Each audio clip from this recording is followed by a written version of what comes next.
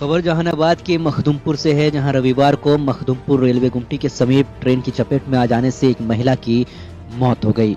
मृतका मखदुमपुर डीह निवासी शाहिद मिस्त्री की 40 वर्षीय पत्नी साजदा खातून बताई जाती है, जो रविवार के दिन लगभग 12 बजे के करीब मखदुमपुर स्टेशन जाने के क्रम में मखदुमपुर गुमटी के समीप ट्रेन की चपेट में आ गई, जिससे वे बुरी तरह घायल हो गई, जिन्हें ऑनन फौरन में ग्रामीणों के द्वारा रेफर अस्पताल मखदुमपुर लाया गया, जहां चिकित्सकों के द्वारा जिला अस्पताल रेफर कर दिया गया। वहीं सदर अस्पताल जहानाबाद में इलाज के दौरान महिला की मौत हो गई। घटना के बाद परिजनों का बुरा हाल है।